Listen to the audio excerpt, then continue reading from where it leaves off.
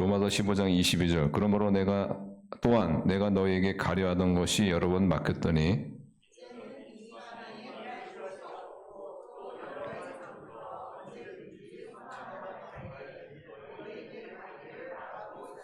이는 지나가는 길에 너희를 보고 먼저 너희와 사귐으로 얼마간 기쁨을 가진 후에 너희가 그리로 보내주기를 바랍니다.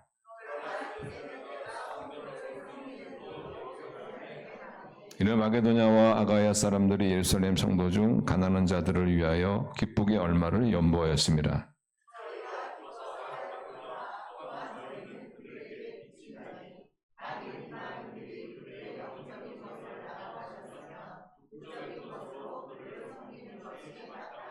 그러므로 내가 이 일을 마치고 이 열매를 그들에게 확증한 후에 너희에게 들렀다가 서바나로 가리라.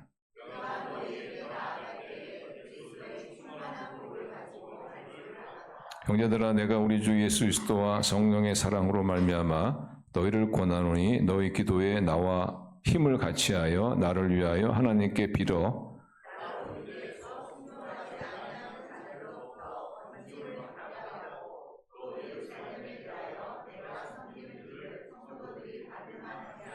나로 하나님의 뜻을 따라 기쁨으로 너에게 나아가 너희와 함께 편히 쉬게 하라. 평강의 하나님께서 너희 모든 사랑과 함께 계실지어다. 아멘. 2025년 들었는데 제가 특별히 새해 인사를 한 것도 없지만 오늘 자리를 빌어서 인사를 드린다면 오늘 설교 제목처럼 후회 없는 삶, 후회 없는 한 해가 되시기를 축원합니다. 네. 사실 후회 없는 삶을 사는 것은 우리 모두의 소원이죠. 네, 그런데 성경에 보시면 후회 없는 삶을 사는 사람들의 이야기들이 꽤 나옵니다. 네.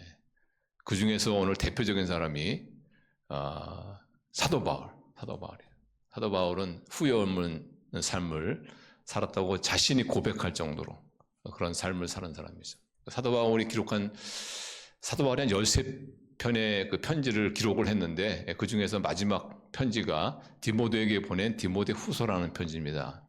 디모데 후서에 보시면은 바울이 이제 하나님의 부르심을 얼마 안 남은 그 상황을 직감하고 마치 유언처럼 기록한 것이 디모데 후서인데 거기에 보시면은 디모데가 이런 말을 합니다. 디모데 후서 4장 보시면 6절 8절 보시면 전제와 같이 내가 벌써 부어지고 나의 떠날 시각이 가까웠도다 하면서 나는 선한 싸움을 싸우고 나의 달려갈 길을 마치고 믿음을 지켰으니 이제후로는 나를 위하여 의의 멸관이 예비되었으므로 주 곧 의로우신 재판장이 그날에 내게 주실 것이며 내게만 아니라 나의 주의 나타나심을 사모하는 모든 자에게도다 도니라 이렇게 말씀했습니다. 난 선한 싸움을 싸우고 달려갈 길을 가지고 믿음을 지키고 이제후로는 의의 면류관을 나는 기다린다. 후회 없는 삶을 산 거죠. 후회 없는 삶을 산. 그래서 로마서도 마찬가지거든요. 로마서도 바울이 기록하는 거거든요. 그래서 이런 후회 없는 삶을 사는 바울이 오늘 로마서에 있는 말씀을 통해서 그럼 우리가 어떻게 하면 후회 없는 인생을 살 수 있을까에 대한 지혜를 우리가 그냥 발견을 하게 됩니다. 그래서 오늘 본 말씀을 통해서 우리가 어떻게 하면 후회 없는 인생을 살 수 있을까? 뭐 금년만이 아니고 우리의 생애가 정말 후회 없다면 더 나을 없이 좋겠죠. 그래서 우리가 그 후회 없는 인생을 사는 지혜에 대해서 우리가 말씀을 나눌 텐데 너무 큰 기대는 하지 마세요. 왜냐하면 별난 거 아닙니다. 뭐 대단하고 특별한 거 아니에요. 아주 사소한 것, 일상적인 것. 이런 사소하고 일상적인 것을 잘 해서 정말 행복한 인생을 사는 것이고 이것을 잘 못해서 후회 없는 인생을 살 수가 있는 것. 우리 행복, 또 후회 이런 것 보면은 다 사실 사소한 것들입니다. 이 사소한 것들을 어떻게 하느냐에 달려있는 것 같아요. 여러분 행복한 때를 행복을 한번 생각해 보세요. 행복했던 때. 뭐 지금은 행복하신 분 더 좋지만 저는 행복했던 때 그러면은 먼저 이렇게 떠오르는 그런 것들이 제가 이제 아이들 어렸을 때 그 모습을 떠올리면 참 행복감을 느낍니다. 우리 애들이 2살, 3살 이제 막 그 정도 되었을 때 아침에 일어나면은 꼭 달려와요. 우리 방으로 달려와. 그래가지고 막 침대에 이렇게 잘 기어 올라오지도 못하면서 막 기어 올라오는 그래서 그냥 가운데 싹 들어와 있는 그런 것들을 이렇게 생각하면은 참 행복감을 느끼기도 하고. 우리 아들 같은 경우에는 그 장난감 하나 이렇게 사줬는데 뭐 별것도 아닌데 그걸 그렇게 또 좋아하더라고. 그거 가지고 그냥 뒹굴뒹굴 하면서 노는 거 보니까 또 그때 떠올리면 또 행복감을 느끼기도 하고. 근데 우리가 우리를 행복하게 만드는 것, 이거 별거 아니에요, 사실. 사소한 것들이에요. 여러분, 어떤 사람이 임종을 앞에 두고, 내가 그때 돈을 더 많이 벌었어야 했는데, 더 많이 벌었어야 했는데, 이러면서 후회하는 사람 보셨습니까? 우리가 후회하는 것들을, 내가 아이들하고 좀 더 시간을 내가 보내지 못한 것들, 이런 것들은 후회가 되죠. 내가 배우자에게 좀 더 잘해주지 못했던 것들, 이런 것들은 후회가 되죠. 내가 직장 생활했는데 그때 직장에서 내가 승진했어야 했는데 승진 못한 것, 내가 너무 후회된다. 그런 사람은 제가 거의 못 본 것 같아. 우리의 행복도 그렇고 우리의 후회도 그렇고 이것은 별난 것도 아니고 사소한 것들이에요. 일상적인 것들. 근데 그런 것들을 우리가 어떻게 하느냐에 따라서 우리가 정말 후회 없는 인생을 살 수가 있는 것이고 행복한 인생을 살 수가 있는 것이고. 자, 그럼 우리가 어떻게 정말 후회 없는 인생을 살았다고 스스로도 고백했던 사도 바울, 어떻게 그런 후회 없는 인생을 살았을까? 우리가 어떻게 하면 후회 없는 인생을 살 수가 있을까요? 첫째로 후회 없는 인생을 살려면은 따라하겠습니다. 쉽게 청할 수 있어야 한다. 그것이 청하는 것이 도움이든 뭐든 간에 쉽게 청할 수 있는 습관을 가져야 돼. 우리 주위에 보면은 이렇게 쉽게 청하지 못하는 분들이 있죠. 뭐 이런 얘기는 아마 여러분들이 막 들어보셨을 거예요. 어떤 마을에 한 청년이 있었는데 거기에 한 처녀를 봤는데 너무 마음에 들어하는 거예요. 그래서 소위 말하면 이제 짝사랑을 하게 된 거죠. 그래서 내가 저 처녀에게 언젠가 한번 내가 데이트를 한번 청해야 되겠다. 그런데 이게 간이 좀 용기가 없어가지고 그 주저주저하다가 그 처녀 집에서 이사를 가버렸어요. 그래서 그냥 후회하는 거지. 그때 내가 용기를 내서 딱 한마디만이라도 거절도 안 해도 내가 한마디만이라도 말 청할 수 있었다면 하는 그런 후회라는 이야기들을 우리가 많이 듣지 않습니까? 바울은 이게 보면요, 바울이 후회 없는 인생을 사는 바울을 보면 바울은 쉽게 청하는 걸 볼 수가 있어요. 그래서 바울은 로마도 교인들에게 그 도움을 청합니다. 도움을 청하는데 아주 쉽게 도움을 청하는 것을 볼 수가 있어요. 왜냐하면 바울은 로마 교인들을 전에 만난 적이 없어요. 한 번도 만난 적이 없는데 그들에게 도움을 청한단 말이죠. 자, 22절부터 보세요. 눈으로 따라오세요. 그러므로 또한 내가 너에게 가려하던 것이 여러 번 맡겼더니 이제는 이 지방에 일할 곳이 없고 또 여러 해 전부터 언제든지 서바나라는 것은 스페인을 말합니다. 갈 때 너에게 가기를 바라고 있었으니 이는 지나가는 길에 너희를 보고 먼저 너희와 사귐으로 얼마간 기쁨을 가진 후에 너희가 그리로 보내주기를 바랍니다. 여기서 이 구조에서 우리는 사도 바울이 로마 교회를 방문하는 목적을 우리가 알 수 있죠. 사도 바울이 로마 교회를 방문하는 목적은 그들의 후원을 받아서 그 당시에 땅끝으로 여겼던 서바나, 스페인으로 가는 거였어요. 스페인으로 가는 거.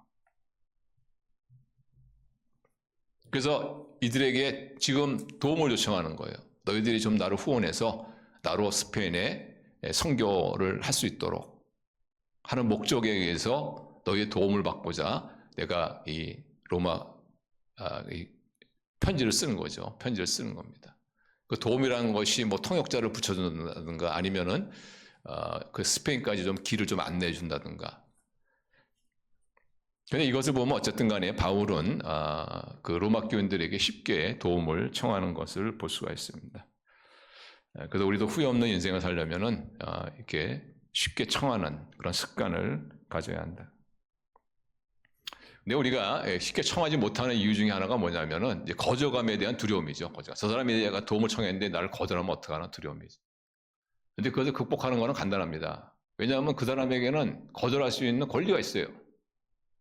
그 사람이 권리를 활용한 것뿐이에요. 그러니까 내가 그 사람의 자기 권리인데 자기 권리를 가지고 내가 당신의 도움을 나는 주기를 원치 않는다. 그럼 그 사람의 권리 활용한 거잖아요. 그것 때문에 뭐 속상해하고 뭐 미워하고 할 필요가 없잖아요. 그 사람 권리인데 그게. 그런 식으로 이렇게 그 편하게 생각해야지. 자꾸 그 사람이 거절하면 어떡할까 하는 걸 두려움 때문에 그 도움을 요청하지 못하는 그런 일은 없어야 한다. 그죠? 근데 이런 경우에는 똑같아요. 하나님과의 관계 속에 오면은 하나님께 도움을 청하지 못해가지고 손해보는 경우가 많이 있습니다. 그래서 야고보서의 그 기자가 이런 얘기죠. 야고보서 4장 2절 3절 보시면 이런 말씀을 하죠. 너희가 얻지 못함은 너희는 욕심을 내어도 얻지 못하여 살인하며 시기하여도 능히 취하지 못함으로 다투고 싸우는도다. 너희가 얻지 못하면 구하지 아니하기 때문이요 구하여도 받지 못하면 정욕으로 쓰려고 잘못 구하기 때문이다. 왜 못 구하는지 왜 못 얻는지 아느냐? 구하지 않기 때문이라는 것이. 청하지 않기 때문이라는 것이. 이 말씀의 포인트는 구하라 이거예요. 구하라. 청해라 이겁니다. 청해라 이거예요. 근데 너희들이 청해도 너희들이 얻지 못할 수 있는 가능성에 대해서 얘기하죠. 어떤 경우에 잘못 구했을 때, 정욕에 쓰려고 잘못 구했을 때는 너희들이 받을 수 없는 가능성이 있다. 근데 어떤 분은 이거를 강조해가지고 그래서 내가 청했는데 하나님이 나를 구해주지 않으면은 뭐 내가 청할 필요가 뭐가 있냐. 근데 이 말씀의 포인트는 이것이 아니라는 거예요. 이것이 아니. 내가 청했는데 만일 이걸 얻지 못하잖아요. 그럼 내가 동기가 잘못됐나? 살펴보고 잘못된 동기가 있으면 바로 고치고 그래서 어떻게 해요? 청하라 이거예요. 청하라. 얻지 못하면 청하지 않기 때문이다. 그래서 우리가 하나님과의 관계에 있어서도 그렇고 사람과의 관계에 있어서도 그렇고 우리가 후회 없는 인생을 살기 위하면 쉽게 청하는 그런 습관을 들여야 한다. 그럼 우리가 어떻게 쉽게 청할 수 있느냐? 쉽게 청하려면은 내가 평소에 남을 도와주는 사람이 돼야 돼. 도와주는 사람. 쉽게 청하지 못하신 분이 뭐 다 그런 건 아니지만은 그러나 그 일관된 특징이 뭐냐면 남을 잘 도와주지 않는 사람이에요. 오늘날 대부분의 사람들은 어떤 생각을 가지고 삽니까? 나도 당신 도와주기 원치 않고 당신도 나를 도와줄 필요 없고 서로 도움을 주고받는 그런 거를 원하지 않죠. 그죠? 그냥 나는 내 인생 살고 당신은 당신 인생 살고. 이런 인생은요, 100% 후회합니다. 100% 후회. 그래서 우리가 쉽게 도움을 청하는 그런 후회 없는 인생을 살려면은 평소에 남이 도움을 요청할 때 지금 내 현재 입장에서는 도움을 줄 수 없을지 모르지만 그래도 내가 어떤 방식으로든 간에 저걸 좀 도울 수는 없을까라는 그런 마음가짐. 남에게 베풀고 흩어주는 그런 삶을 사는 사람이 도움도 쉽게 청합니다. 남이 안 가진 것을 가진 사람은 두 종류의 사람이 있어요. 남이 안 가진 것을 가졌다고 자랑하는 사람이 있는가 하면 남이 안 가진 것을 가졌기 때문에 그 안 가진 사람을 내가 도와주는 것을 기쁨으로 여기는 사람. 우리 크리스찬은 두 번째 사람이에요.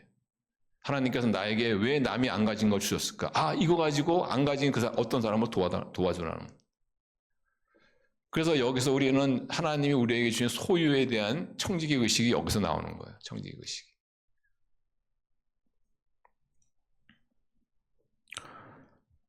그래서 우리 안에 청지기 의식이 있다면 우리가 남이 안 가진 것을 나는 가지고 있는 이 가진 것을 가지고 안 가진 사람을 도와주는 것이 그렇게 어렵지가 않습니다. 그리고 이러한 어떤 삶을 살 때 우리는 또한 쉽게 남에게 도움을 요청할 수가 있는 거예요. 그래서 바울은 어떻게 해요? 한 번도 만난 적이 없어요, 로마 교인을. 근데 바울은 너무나 쉽게 도움을 요청하지 않습니까? 내가 스페인 가기 원하는데 나 도와줘. 나 도와줘서 너희도 후원 받아가지고 내가 거기 가고 싶어. 이런 목적으로 내가 너희를 방문하는 거야. 편지 쓰잖아요, 편지. 어떻게 바울은 그렇게 쉽게 남에게 한 번도 만난 적이 없는 로마 교인들에게 그렇게 쉽게 도움을 요청할 수 있었을까? 바울은 또한 많이 이방인들을 도와줬어요. 그죠? 그래서 바울은 누구의 사도입니까? 이방인의 사도잖아요. 이방인의 사도. 이방인들을 위해서는 목숨을 아끼지 않고 다 내어줄 수 있는 그런 사람이 사도 바울 아닙니까? 그러니까 자기 목숨을 아끼지 않고 이방인들을 도와줬던 그런 바울이기 때문에 또한 바울이 아주 쉽게 로마 교회 교인들에게 도움을 요청하는 걸 볼 수가 있어요. 그래서 여러분들 하나님께서 나에게 주신 어떤 것이 있다면 이것은 안 가진 사람을 도와주라는 하나님의 사명이구나 라는 것을 가지고 여러분 평소에 남에게 흩으시고 베푸시고 열심히 또 도와주셔서 정말 여러분의 도움이 필요할 때는 너무나도 쉽게 도움을 요청하시는 하나님과 이웃에게 도움을 요청하시는 그런 후회 없는 인생을 사시는 저와 여러분 되시기를 주님의 이름으로 축원합니다. 두 번째로 후회 없는 인생을 살려면은 자신이 좋아하고 잘하는 일을 하며 살아야 합니다. 자신이 좋아하고 잘하는 일을 하며 살아야 합니다. 여기서 자신이 좋아하고 잘하는 일하는 것에 전제되어 있는 것이 뭐냐면 좋은 일입니다. 좋은 일. Good things, good things. 소매치기 하는 것을 좋아하고 잘한다고 그것이 잘하는 게 아니에요. 그건 나쁜 일이죠. 그건 나쁜 일. 그러니까 좋은 일이란 전제하에서 자신이 좋아하고 잘하는 일을 하며 살아야 된다. 인생을 오래 사신 분들, 좀 특별히 그 살아온 인생을 놓고 후회하시는 분들, 이런 분들의 이야기를 들어보면은 자신이 정말 하고 싶은 것, 또 좋아하는 것, 또 잘하는 것, 이거를 해보지 못하고 그냥 어떻게 상황에, 환경에 그냥 쫓겨서 그냥 살다가 그래서 인생을 사는 분들, 이런 분들 보면 대부분 후회하십니다. 후회하지 않기 위해서는요, good things라는 전제하에서 내가 잘하고 좋아하는 그런 일을 하며 살아야 된다. 이런 말씀드리면 어떤 분은 그거야 다 원하는 거지만은 그러나 현실이 그렇지 않으니까 누구는 뭐 좋아하고 잘하는 일을 하면서 살고 싶지 않습니까? 그런데 현실이 그렇지가 않으니까 어쩔 수 없이 먹고 사느라 그런 것이죠. 라고 변명할 수도 있지만 그리고 그것이 이해는 되지만 어쨌든 간에 결론은 바람직한 삶은 아니다. 어쨌든 어쨌든 그건 후회로 끝나잖아요. 후회로. 현실에 쫓겨서 살았지만 어쨌든 그것은 후회로 끝나지 않습니까?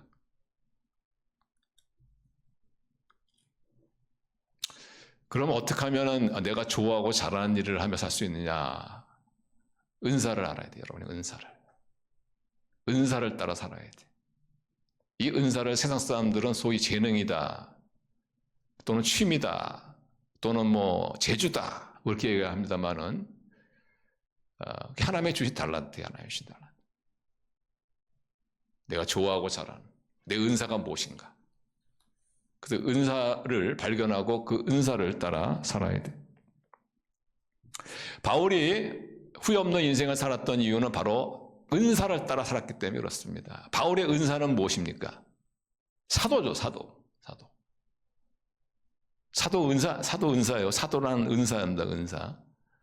근데 이 사도라는 사도는 뭐냐면은 복음이 없는 곳에 복음을 전하고 거기 교회를 세우고 그리고 거기에 지도자를 세우고 또 복음이 없는 곳에 가서 복음을 전하는 사람이에요. 한 곳에 머물면서 목회한 사람이 아니에요. 계속 복음이 없는 곳으로 찾아가면서 교회를 세우고 지도자를 세우고 또 떠나서 복음이 없는 곳에 전하는 사람이에요.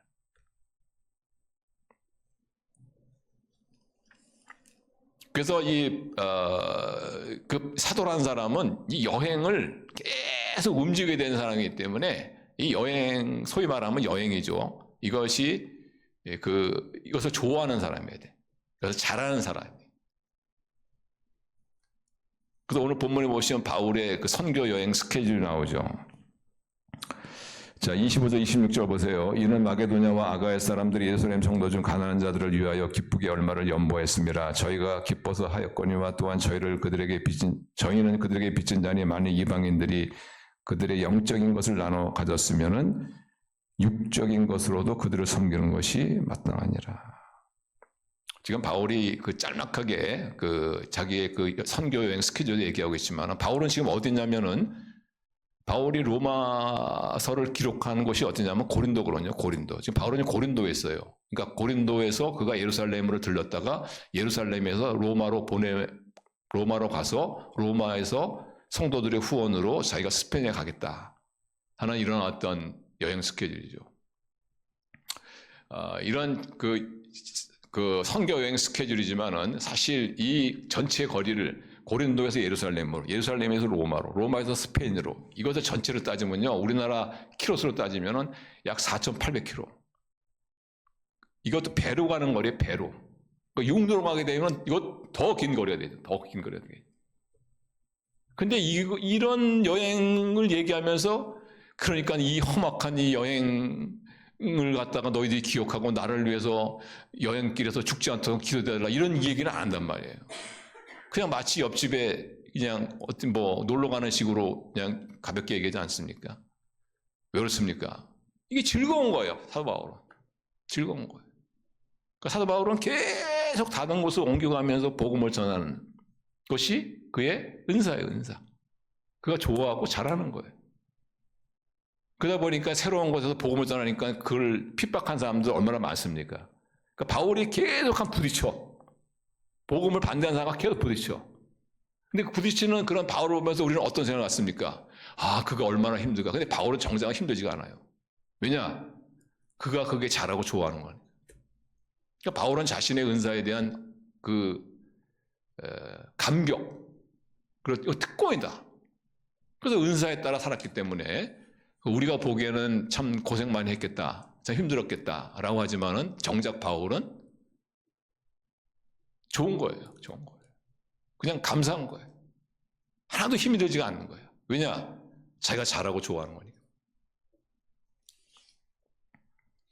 그래서 우리가 잘하고 좋아하는 그런 삶을 살 때 우리가 후회 없는 인생을 살 뿐 아니라 또한 우리가 보람 있는 인생을 살 수가 있죠. 하나님께서 우리에게 은사를 주신 이유는 은사란 것이 꼭 어떤 주의를 하는 건 교회만에서 하는 주의를 하는 것만이 아닙니다. 왜냐하면 우리가 은사를 활용하는 것은 가정이고 사회생활이고 교회고 있기 때문에 사업하시는 분도 어떤 분은 그 사업하는 게 은사예요. 은사. 그거 잘해요. 저 좋아합니다. 그리고 또한 그 사업을 열매를 통해서 많은 사람들에게 유익을 줘요. 유익을 줘. 그건 분명히 틀림없이 하나님이 주시는 은사야. 그래서 하나님께서 은사를 주신 이 목적을 어떻게 하냐면 고린도전서 12장에 보시면은 고린도전서 12장 열어주세요. 보시면 7절 보시면 각 사람에게 성령을, 여기서 성령을 나타내시면 뭐냐면 성령의 은사를 말하거든요. 유익하게 하려 하심이라. 유익하게 하려 하심이라. 그래서 우리가 은사를 따라 살 때 후회 없는 인생을 살 뿐 아니라 또한 많은 사람들을 유익하게 하는 그런 삶. 많은 사람들을 유익하게 하는 삶이니까 후회가 없죠. 그죠? 네, 후회.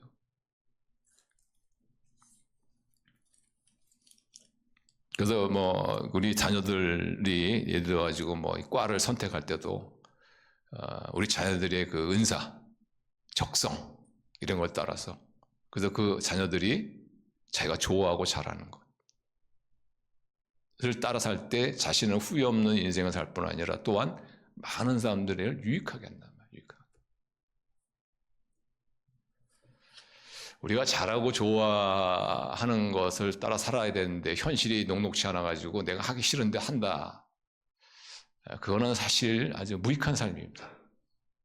좋은 삶이 아니에요. 너무나 힘들고 고통 가운데 그냥 나는 어쩔 수 없이 나는 산다. 얼마나 그게 불행한 삶입니까? 그래서 여러분들이 내 은사가 뭐냐? 이걸 여러분이 발견하는 게 중요합니다. 여러분의 은사가 뭡니까? 어떻게 은사를 할 수 있습니까? 간단해요. 여러분이 좋아하고 잘하는 거. 그 은사를 따라 살아서 후회 없는 인생을 사시는 저 여러분 될 수 있기를 바랍니다. 우리가 후회 없는 삶을 살기 위해서는 또한 끝맺음을 잘해야 합니다. 끝맺음을 잘해야 돼요. 자, 바울이 지금 고린도에 있죠. 고린도에서 바로 그냥 로마로 가면 돼요. 바로 로마로 가서 로마에서 후원받아서 스페인으로 가면 됩니다. 근데 바울은 그렇지 않고 고린도에서 예루살렘으로 간단 말이죠. 예루살렘에서 로마로, 로마에서 스페인으로. 근데 이렇게 그냥 고린도에서 로마로 가면 되는데 편리할 텐데 왜 다시 또 예루살렘을 거쳐가지고 또 로마로 또 가서 이렇게 또 먼 여행을 이렇게 길을 둘러가느냐 이렇게 생각하시는데 그 이유가 뭐냐면은 바로 바울이 끝맺음을 잘하기 위해서요. 끝맺음을 잘하게. 그래서 25절 보시면 나옵니다. 자, 25절 보세요. 그러나 이제는 내가 성도를 섬기는 일로 예루살렘에 가노니, 그러니까 후원금을 가지고 가는 거죠. 이는 마게도냐와 아가야 사람들이 예루살렘 성도 중 가난한 자들을 위하여 기쁘게 얼마를 연보했습니다. 그러니까 마게도냐와 아가야 사람들이 낸 그 헌금을, 사랑의 헌금을 이제 예루살렘 교회에 전달해 주기 위해서 간 겁니다. 고린도에서 예루살렘으로 가는 이유가. 자, 27절. 저희가 기뻐사였거냐 또한 저희는 그들에게 빚진 자니 만일 이방인들이 그들의 영적인 것을 나눠 가졌으면 육적인 것으로 그들을 섬기는 것이 마땅하니라 하면서 28절. 그러므로 내가 이 일을 마치고 이 열매를, 다시 말해 이방인의 사역의 열매를 그들에게 확증한 후에 너에게 들렀다가 서바나로 가리라. 그러니까 다시 말하면 이방 교회와 예루살렘 교회를 잘 연결시켜주고, 그리고 이방 교회의 지도자들과 예루살렘 교회의 지도자들도 이렇게 서로 안면도 틔워주고, 이러면서 이제 끝맺음을 하는 이런 사도 바울의 모습을 보면서 우리가 후회 없는 인생을 살려면은 끝맺음을 잘해야 되는구나 하는 것을 알 수가 있어요.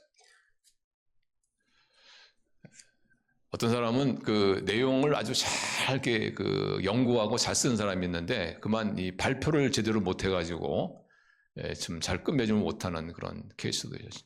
저 같은 케이스도 그렇습니다. 제가 이게 논문을 썼는데 논문을 잘 썼어요. 잘 쓰니까 믿기지가 않죠. 잘 썼어요. 제가 생각해도 잘 썼어요. 아주 독특한 그런 주제를 가지고 잘 썼어요. 그런데 제가 논문 디펜스를 잘 못해서, 디펜스를. 논문이 완성되어지면 마지막 날 이제 모여가지고 논문을 방어하는 그런 시간이 있거든요. 그때 이제 결정이 되는 거예요. 논문 점수하고 이런 것들이 결정되는데 제가 이게 논문 방어를 제가 심각하게 생각하지 않았어. 별로 준비를 안 했어. 그러다 보니까 논문 방어를 잘 못했어요. 근데 그 나중에 결과를 보니까 논문 내용은 A야. 근데 전체 점수는 B 플러스가 나왔어. 그러니까 제가 이제 논문 방어를 못한 거예요. 논문 방어를 제대로 못한 거예요. 그래서 약간 저기 후회가 되더라고 나중에. 그때 조금만 더 좀 정성을 들였으면은 좋은 정말 어려웠던 그런 과정에 좋은 결과를 딱 끝낼 수 있었는데 근데 그걸 너무 소홀히 여겨가지고 그런 것들 좀 아쉽는. 그런 것도 있단 말이죠. 끝맺음을 잘했나. 근데 이런 끝맺음을 잘하는 거는 무엇보다 중요한 것이 뭐냐면은 관계 끝맺음이죠. 관계를 잘 끝맺음해야 돼. 사람들은 보통 저 사람은 내가 다시는 볼 사람이 아니다 이러면은 좀 그 사람에게 좀 막하는 경향이 있어요. 거칠게 행동하고. 그거는 끝맺음을 잘 맺는 게 아니라.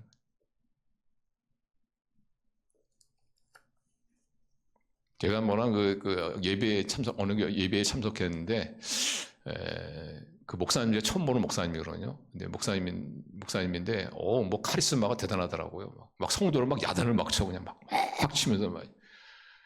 헌금을 갖다 가는데, 헌금을 여기다 놔야지 하면서 저 목사님은 정말 간이 한 10개는 되는가, 와, 대단한 사람이네, 막 이러는데, 근데 이제 거기 또 옆에 있는 분이 어떤 얘기냐면, 저 목사님이 저 교회를 떠날 때가 됐나 보다. 나중에 알고 보니까 정말 그 목사님이 교회를 떠났더라고.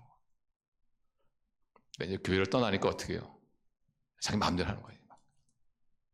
야단도 치고 막 그런 거예요. 이게 바람직한 게 아니에요. 그건 사실 교인들도 마찬가지입니다. 교인들도 자기가 이제 다니던 교회를 떠난다 그러면은 그 목사님에게 막한 사람이 있어요. 한 교인인데 이분은 목사님을 평소에 되게 잘 대해주는 그런 분이셨어요. 아주 예의도 갖추고 또 뭐 식사 같은 거 대접도 아주 훌륭한 곳에서 대접하고. 근데 이분이 이게 교역자에 대한 어떤 그런 기대가 있었는데 그 기대가 이루어지지 않았어요. 그러니까 그만 실망하고 이분이 이제 내가 교회로 옮겨야 되겠다 하면서 마지막으로 이제 목사님을 이게 이제 소위 이제 상담을 요청한 거죠. 근데 상담 요청했는데 그 장소가 어디냐면은 뭐 커피숍도 아니고 뭐 좀 약간 소위 말하면 좀 후진 그런 곳이 목사님이 좀 이상하게 생각했지. 저분이 저럴 분이 아닌데 무슨 일이 있나. 나중에 알고 보니까 이제 이분이 내가 이제 교회를 떠나기로 했습니다.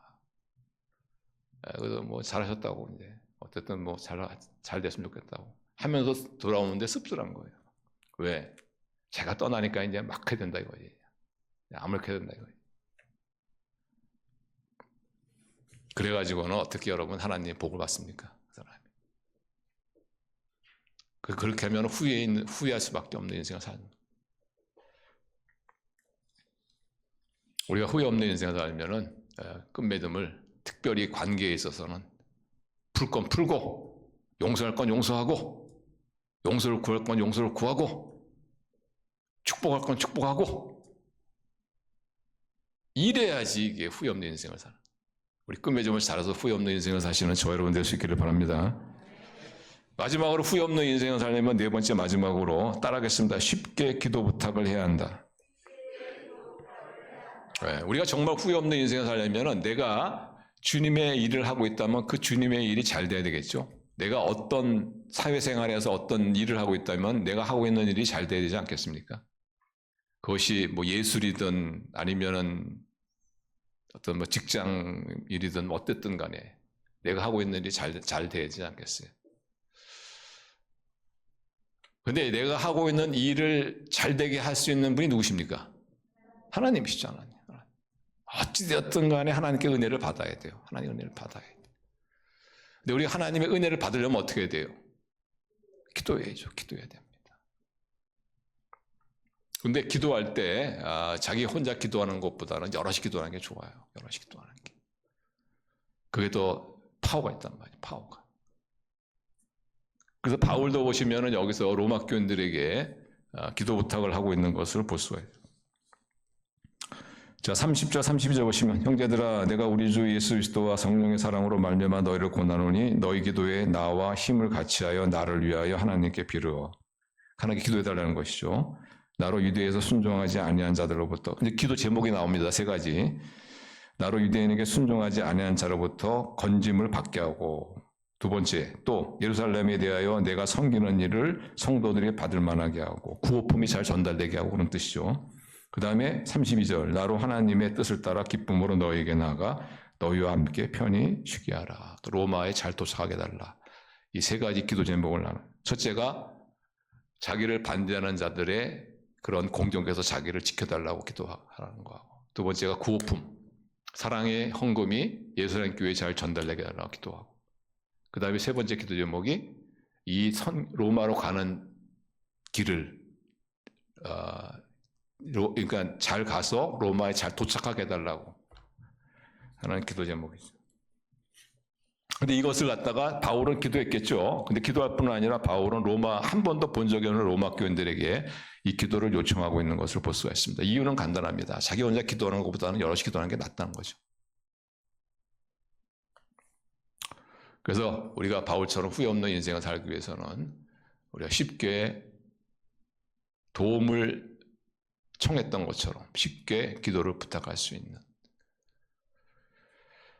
그리고 우리가 쉽게 기도를 부탁하려면 어떻게 되느냐 하면은 우리가 평소에 남을 위해서 기도해 준 사람이 되어야 한다는 거죠. 남을 위해서 기도해 준 사람이 돼야. 이것은 똑같아요, 원리가. 쉽게 도움을 청하는 그런 우리가 사람이 되려면은 우리가 남을 도움을 줄 수 있는 그런 사람이 되어야 되겠죠.